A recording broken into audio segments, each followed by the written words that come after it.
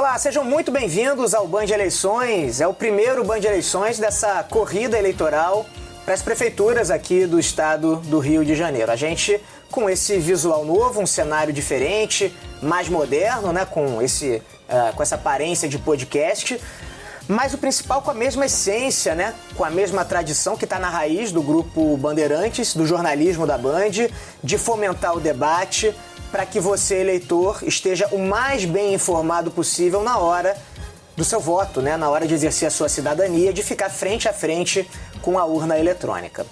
Então, para começar essas nossas discussões aqui sobre a corrida eleitoral para a Prefeitura do Rio de Janeiro, eu apresento agora os nossos dois convidados, nossos dois entrevistados, o Ricardo Ismael, que é cientista político da PUC-Rio. Ricardo, muito obrigado pela sua presença, bem-vindo.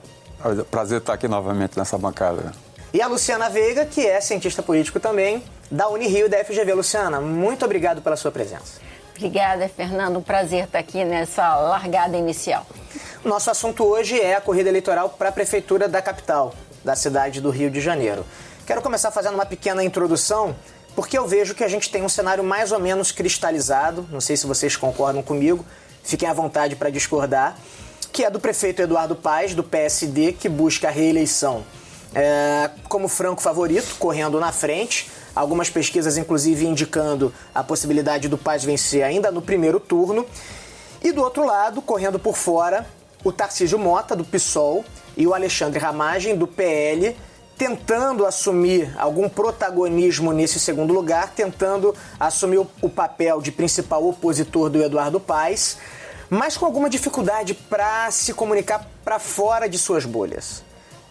Luciana, vou começar com você. Você enxerga o cenário mais ou menos assim também? Qual é a análise que você faz da conjuntura que a gente tem nesse momento? Então, Fernando, desde que as redes sociais passaram a ter uma importância muito grande e desde que a gente tem as opiniões bastante voláteis, é muito difícil a gente dizer de maneira certeira que vai ser, que já está definido. Isso é um risco que a gente corre. Mas se a gente olhar o que a gente consegue olhar agora, a gente pode dizer que esteja mais ou menos definido sim. Por quê? Porque o que a gente tem hoje que a gente pode sinalizar? Você tem as pesquisas de opinião dando aí, variando de acordo com os institutos, de 44% a 53% para o Eduardo Paes. Sendo que uma coisa é muito interessante, esse 44% a 53%, a depender do instituto de pesquisa, ele está contabilizando nessa análise os votos brancos, nulos e os que não sabem, tá? Isso é importante porque nós não estamos trabalhando com esses números com os votos apenas com o total, tirando esses votos e considerando que isso não existisse. Isso quer dizer o seguinte, isso quer dizer que ele consegue essa porcentagem de votos, mesmo você considerando 14% de nulos, 14% de brancos, 2% de indecisos. Então, ou seja, mesmo que essa turma ainda venha decidir o seu voto, ele ainda está muito na frente. Esse é um ponto. E o segundo ponto que eu queria destacar é que a gente poderia pensar assim, esse crescimento da bolha, de que em última instância aparece lá na véspera da eleição, alguns institutos também já estão fazendo um esforço no sentido de dizer, olha, esse aqui está com o presidente Lula, esse aqui está com o ex-presidente Bolsonaro. Ok, como é que você vota? Porque isso também poderia ser uma coisa que, na hora que as pessoas tomarem conhecimento, muda muito o jogo. Nesse aspecto, você tem alguns institutos que já mostram isso e mostram que mesmo o Ramagem, com todo mundo sabendo do apoio do Bolsonaro, numa realidade em que todo mundo poderia saber do apoio do Bolsonaro, ele está chegando a 29%. E o Paes ainda está bem na frente. Então, assim, as informações que nós temos hoje, que nós podemos perceber, ou seja, controlando os votos dos indecisos, nulos e brancos, que já estão nessa pesquisa, e considerando também a questão dos apoios, o Eduardo Paes ainda tem bastante gordura para queimar, né? Então, eu acho que dá para falar com um pouco de segurança, digamos assim. Ismael, você enxerga hoje algum fator que poderia alterar esse cenário? Vamos lá. Veja, é claro que o processo eleitoral, você vai ter as convenções partidárias que vão acontecer agora, de 20 de julho a 5 de agosto, né? É a partir daí que que o eleitorado, de uma maneira geral, vai conhecer quem são os candidatos. Aí a Band parece que já vai fazer agora um debate no dia 8 de agosto, portanto vai existir debates, vai existir a campanha de rua, vai ter a propaganda na televisão. Portanto, você tem várias etapas aí até que se chega lá no primeiro turno, né? Eu concordo que a situação do Eduardo Paes é confortável, mas eu jamais diria que a eleição está decidida, tá certo? Ela tem um enorme caminho aí para percorrer. O próprio Eduardo Paes, né? Se a gente se recordar, ele certamente tinha também uma situação muito boa ali em 2018, né, quando liderava as pesquisas e perdeu, né? Bem lembrado. No segundo turno para o Wilson Witzel. Eu acho que essa é a primeira coisa, porque de fato há uma situação muito confortável. Ele já vem liderando as pesquisas desde dezembro do ano passado e certamente eu acho que a situação dele, ele parte de uma maneira que possa até ganhar no primeiro turno. Eu acho que o que está impulsionando hoje a candidatura do Paes é a avaliação da gestão dele, que é uma aprovação, parece que chegou a 46%, agora nesse último Datafolha, o que deixa ele numa situação muito confortável, porque essa é a população que vai agora julgar se ele deve dar continuidade ou não ao trabalho, ou seja, dele ser reeleito. É muito difícil para os adversários convencerem uma população que está avaliando bem o governo a dizer assim, olha, vamos dar a chance a outra pessoa, vamos agora escolher uma outra pessoa no lugar dessa. Quer dizer, essas circunstâncias todas favorecem ele. Agora, eu aguardaria aí o processo que vai se iniciar principalmente aí a partir de agosto. Essa pesquisa divulgou a popularidade do Eduardo Paes, né? 46% dos eleitores avaliando a gestão como ótima ou boa. E o que me chamou muita atenção, Luciana, é que o Eduardo Paes ele é muito bem avaliado, inclusive os números são muito parecidos entre os eleitores do presidente Lula, do PT, e do governador Cláudio Castro, né? O Lula do PT, uma gestão de centro-esquerda, e o governador Cláudio Castro, um sujeito de centro-direita ou de direita. E outra coisa que me chamou a atenção também, há 2 anos atrás, a popularidade do Paes, esse ótimo e bom, era de 22%. Então a gente teve quase que dobrou, né, os eleitores que consideram a gestão ótima ou boa. O que explica esse fenômeno, né? Tanto esse aumento exponencial na popularidade dele, quanto essa capacidade que o prefeito tem de abraçar eleitores que se identificam com diferentes campos ideológicos. Aí a gente tem 2 aspectos que eu acho que é importante, que uma coisa é a questão da capacidade de gestão. Né? Então, quando um prefeito ele sobe a avaliação dele, como o Paes subiu, ele efetivamente mostrou algum tipo de trabalho. Né? E a gente conversava aqui por uma questão, talvez a audiência vai se lembrar, que como a questão do transporte, por exemplo, na Zona Oeste, era extremamente problemática até um ano e pouco atrás. Né? E como, de repente, a gente tem isso some da imprensa, deixa de ser um problema, né? A questão do transporte da Zona Oeste, por exemplo. Então, e quando a gente vai ver essa mesma pesquisa Datafolha sobre quais são os principais problemas do Rio, né? Você vai ver que transporte está com 6%. Ou seja, uma questão que é central na Zona Oeste, que é a principal área eleitoral, reduto eleitoral do Rio de Janeiro. Ainda assim, que até a maior parte da população e dos eleitores lá, se você pega o retrato do Rio de Janeiro inteiro, apenas 6% da população coloca o transporte como o principal problema do município. Houve uma sensação de uma melhora exponencial. Isso mostra uma sensação de que houve uma melhoria em termos do transporte público. Esse é apenas um exemplo que justifica que houve, de fato, um trabalho do prefeito, e é isso que a população está vendo e é isso que a população percebe. Agora, essa questão dele em termos da avaliação positiva e que passa para cima, que une os diversos campos, eu acho que o Eduardo Paes ele está numa posição ideológica que é favorável. Qual que é a posição ideológica que hoje eu vejo no Brasil que é favorável? É aquele centro-direita. Tá? Porque você sendo centro-direita, ainda mais quando você, como o Ricardo Ismael falou, você não tem candidaturas fortes à esquerda, você acaba atraindo a esquerda. E, ao mesmo tempo, você consegue entrar no campo da direita e espremendo um pouco a extrema-direita para lá. Então, reduzindo a possibilidade dela de avanço. Então, eu acho que é bem positivo essa posição ideológica dele. E não tem como não falar do carisma do prefeito. O prefeito é uma pessoa absolutamente carismática, que sabe lidar muito bem com as redes sociais. E ele conta com a afetividade de boa parte dos eleitores cariocas e vem nele nessa expressão da alma do Rio de Janeiro. Agora, Ismael, essa característica, né, esse cenário que está se desenhando, esse favoritismo do Eduardo Paes, acaba acrescentando um temperinho a mais também na última questão que parece tá faltando fechar na candidatura, né, que é a vaga de vice. Como é que está nos bastidores, né? O que está acontecendo nos bastidores? Fernando, deixa eu colocar as duas questões aqui que eu acho que são importantes. Veja, há uma reconfiguração do sistema partidário estadual e também aqui na cidade do Rio de Janeiro. Ou seja, com o fim do ciclo do PMDB, né, que governou o Estado ali de 2007 até 2018, e certamente o PMDB deixou novamente o próprio Dornelles, durante o governo Pezão, decretou estado de calamidade pública, né? Ou seja, deixou uma herança aí, que é o regime de recuperação fiscal, e uma situação fiscal ainda muito delicada.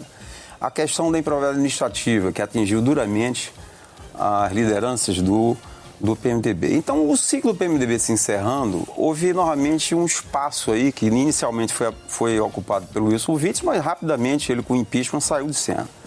Então, eu diria o seguinte, nessa eleição para a cidade do Rio de Janeiro, o Eduardo Paes está jogando o jogo de agora e o de 2026. São duas coisas que estão muito juntas, tá certo? A necessidade, portanto, dele pensar num vice que seja aliado político dele em 2024 e também em 2026. O Eduardo Paes tem se movimentado para mostrar que ele quer o apoio do presidente Lula. Mas o apoio do presidente Lula é diferente do apoio do PT estadual. São duas coisas distintas.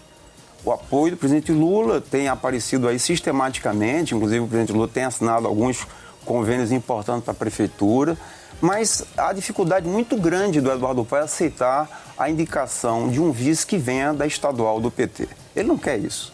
Principalmente depois, já voltando à sua observação anterior, depois que o Freixo fez esse movimento de sair do PSOL para o PT, ora, se Eduardo Paes agora é eleito prefeito e em 2026 sai candidato a governador, se o vice for do PT e o PT tiver uma candidatura própria para governador em 2026, ele pode normalmente estar entregando a prefeitura para o PT em 2026 para enfrentar Freixo, candidato a governador pelo PT. Evidentemente que ele já colocou esse cenário na mesa e ele não vai topar isso. O Eduardo Paes também, na medida em que tem essas intenções de voto muito altas, ou seja, numa situação muito confortável, podendo até ganhar no primeiro turno, ele não precisa do apoio do PT estadual para vencer essa eleição. E me parece que está consolidado já o apoio do Lula, pelas várias vindas aqui, e fotografias e aparições, ou seja, quem vai aparecer no programa eleitoral do Eduardo Paes é o Lula, não é o PT estadual. Perfeito. Então me parece que caminha tudo aí para uma chapa puro sangue. Provavelmente o deputado federal Pedro Paulo seria o candidato a vice-prefeito, porque é certamente um fiel escudeiro que, num projeto de tentar o governo do Estado em 2026 do Eduardo Paes, o aliado dele ocuparia a prefeitura da principal cidade do Estado do Rio de Janeiro. Já tá fechando, essa reconfiguração no sistema partidário que está acontecendo no Estado do Rio de Janeiro, sobrou poucas lideranças. Nós temos poucas lideranças políticas. Nós temos um problema de renovação de liderança política. Tem o Eduardo Paes, tem o Freixo, o Rodrigo Maia saiu de cena, Cláudio Castro ainda um pouco apagado, mal avaliado o próprio governo. Tem pouca gente para disputar a eleição de 2026. Essa é a hora do Eduardo Paes.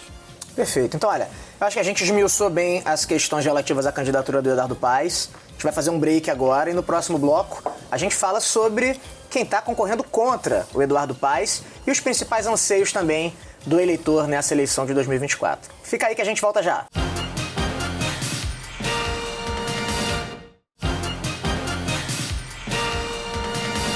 O Band de Eleições está de volta e hoje eu estou aqui com os dois cientistas políticos, o Ricardo Ismael e a Luciana Veiga, que estão tentando ajudar a gente a entender o cenário das eleições municipais aqui para a Prefeitura do Rio de Janeiro. No primeiro bloco a gente falou muito de Eduardo Paes, agora eu quero falar dos concorrentes do prefeito que tenta a reeleição. Vou começar pela Luciana, falando do Tarcísio Mota, né? O Tarcísio, que é uma figura também carismática, já conhecida até de certa forma pelo eleitor carioca, já tentou algumas eleições majoritárias, não conseguiu se eleger, e eu vejo ele numa situação um pouco delicada de tentar comunicar para fora da bolha dele e ter uma dificuldade, ter uma barreira em relação a isso, e ao mesmo tempo ver o presidente Lula, de certa forma, mais alinhado com a candidatura do Eduardo Paes. Você acredita, Luciana, que essa candidatura do Tarcísio ainda possa decolar?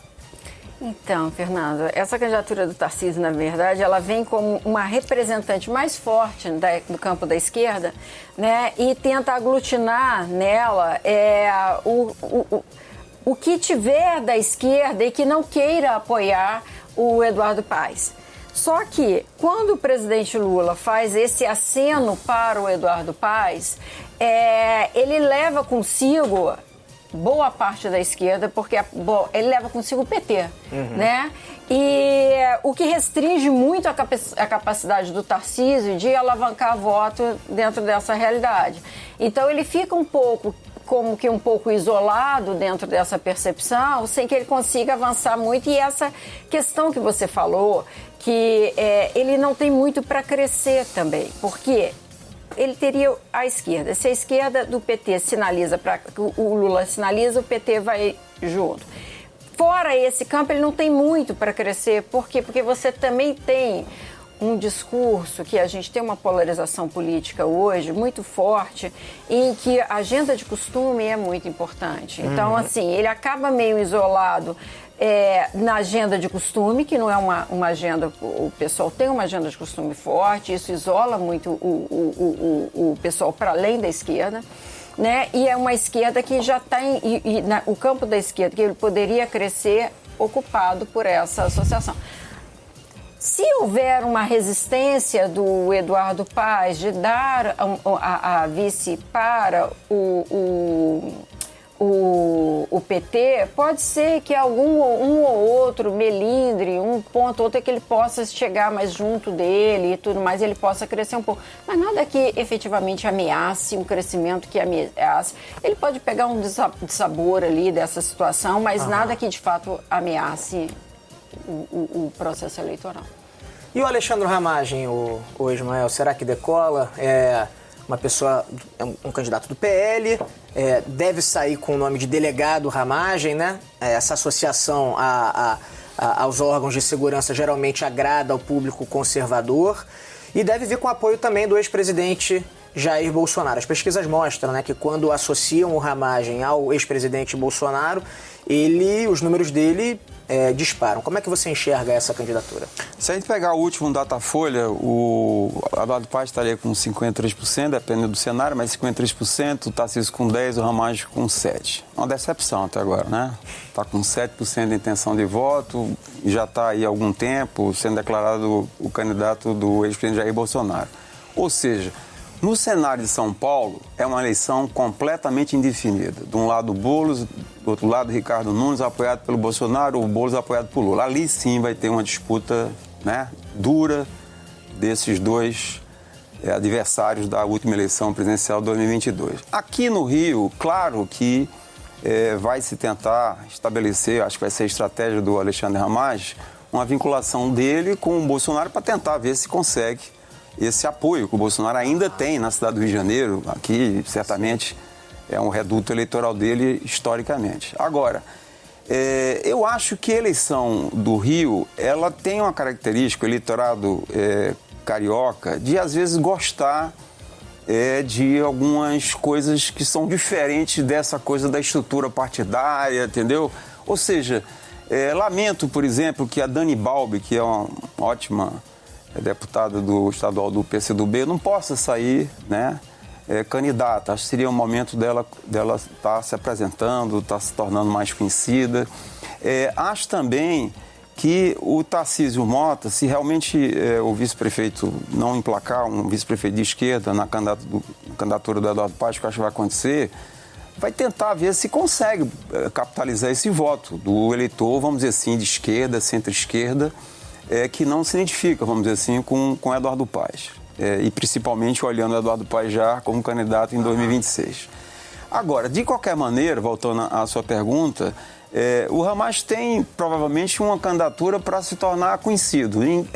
É um completo desconhecido do eleitor carioca. Ou seja, ele vai dizer assim, eu sou Alexandre Hamas, sou do PL, sou apoiado pelo o ex-presidente Jair Bolsonaro e vai tentar ver se consegue fazer aí algum tipo de papel na campanha que, vamos dizer assim, não decepciona. Agora, eu acho que ele terá pela frente enormes dificuldades, até porque as acusações que começam a pesar contra o Jair Bolsonaro vão influenciar de alguma maneira esse apoio, vamos dizer assim, potencial que ele teria aqui na cidade do Rio de Janeiro. Quer dizer, está crescendo o noticiário negativo em relação ao ex-presidente. Não sei se vai haver alguma coisa no segundo semestre, como uma prisão, provavelmente vai haver denúncias do ponto de vista de inquéritos que estão sendo concluídos pela Polícia Federal. Portanto, vamos dizer assim, o quadro não é muito favorável. Ele é muito desconhecido, vai ter ainda que se tornar, ou seja, se apresentar para o público carioca.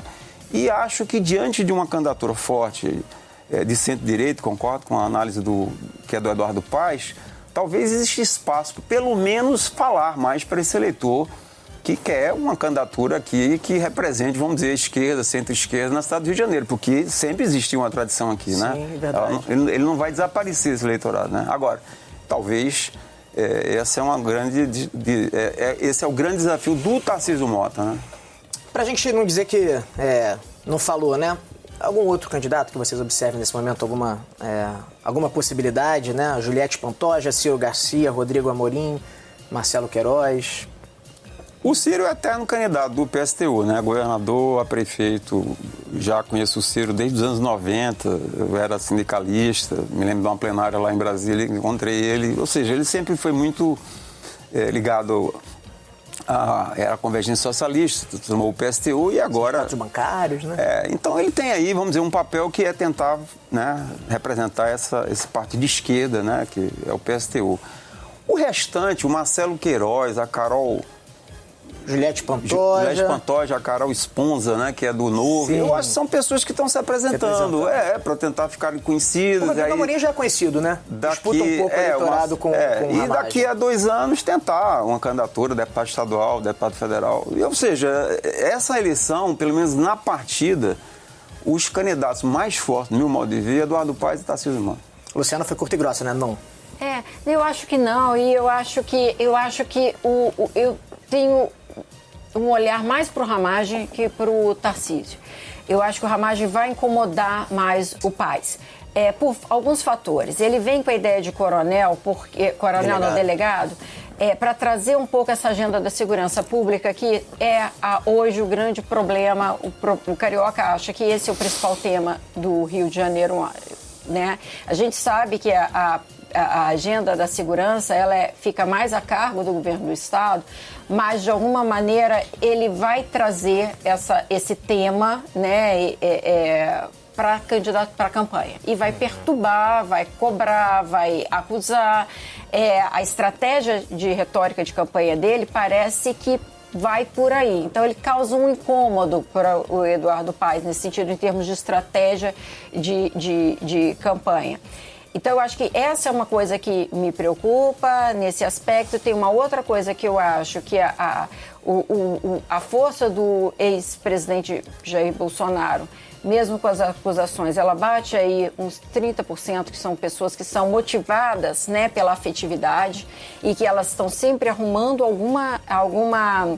alguma justificativa, né, para que possa continuar gostando do ex-presidente Jair Bolsonaro, a despeito das acusações que estão vindo de uma maneira muito forte.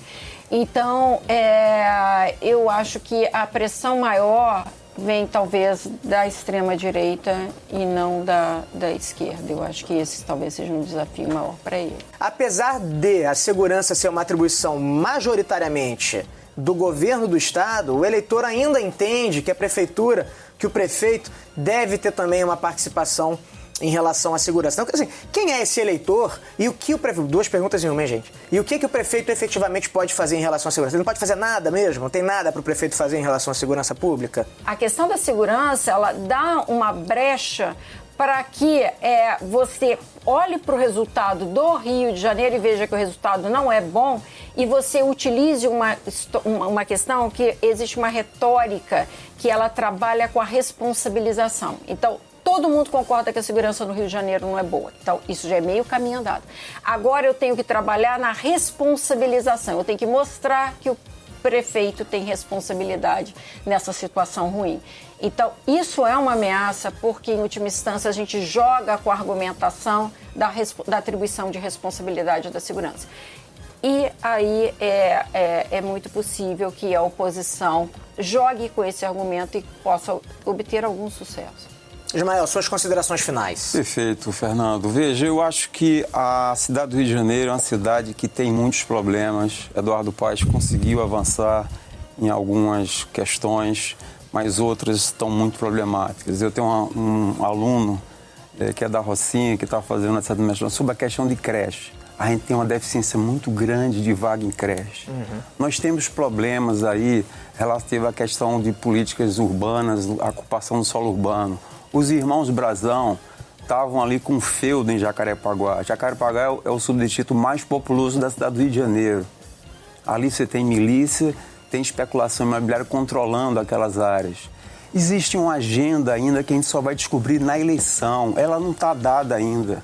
É durante o processo eleitoral que começa a falar de coisas que sensibilizam o eleitor carioca. Perfeito. Que começam a tocar nos pontos, nos problemas dele. Como eu estou dizendo, o Eduardo Paes fez muita coisa, mas tem muito problema. Tem problema, normalmente, na questão da saúde, tem problema na questão, como eu falei, da creche, ou seja, do ensino infantil, que é tão importante do ponto de vista cognitivo, é tão importante para as mulheres poderem trabalhar. É importante também que a gente pense a questão, por exemplo, das mudanças climáticas. Essa é uma questão que, a partir agora do episódio lá trágico do Rio Grande do Sul, que a cidade do Rio de Janeiro está preparada para isso. Quantos moradores hoje estão em áreas de risco? Que precisariam ter uma ação mais específica da prefeitura nos próximos 4 anos. Portanto, eu acho que há uma agenda ainda a ser desenhada durante a própria campanha. Essa agenda não está dada. Ela vai ser estabelecida, inclusive, no debate. Mas aqui, recordando, ou pelo menos registrando, o debate inicial que vai acontecer entre os candidatos ali no dia 8 de agosto. Por quê? Porque aí você vai começar a saber o que é que sensibiliza a população. A população que está aí, no dia a dia, enfrentando muitos problemas. O transporte público avançou? Avançou. Mas quanto tempo o carioca perde hoje para se deslocar na cidade? É claro que aí depende também do metrô, que é uma ação que está parada aí. A última estação do metrô construída na cidade do Rio foi em 2016, faz 8 anos. É preciso que o prefeito, junto com o governador, equacione esse problema do metrô e do trem, porque o BRT só não resolve. Não resolve. Ricardo Ismael, Luciana Veiga, muito obrigado pela participação, pela aula que vocês nos deram aqui. Obrigada. Gostaram? Eu gostei, foi um prazer participar. Muito obrigada. Bom falar com você, com o Fernando, e prazer estar aqui com a Luciana. E muito obrigado também para você que está em casa ou que está nos acompanhando aí na tela do celular. Esse foi o primeiro Band Eleições dessa corrida eleitoral de 2024. Muitos outros virão também. Até lá!